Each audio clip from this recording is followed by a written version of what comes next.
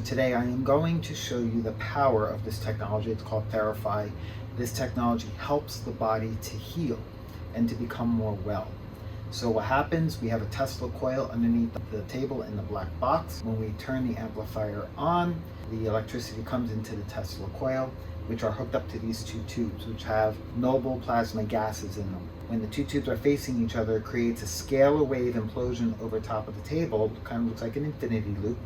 The body that would normally be on the table, the energy is raised, which helps the body to heal more quickly and efficiently. This is so powerful that it can light a dead light bulb. This light bulb was retrieved from the elevator a few months ago and put into the dumpster.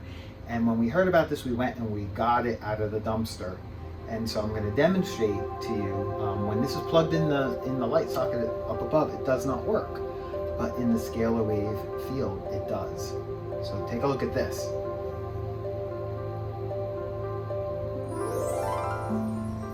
And how about it?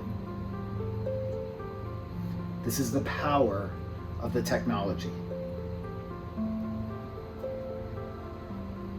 So it can light a dead light bulb. Imagine what it could do for you.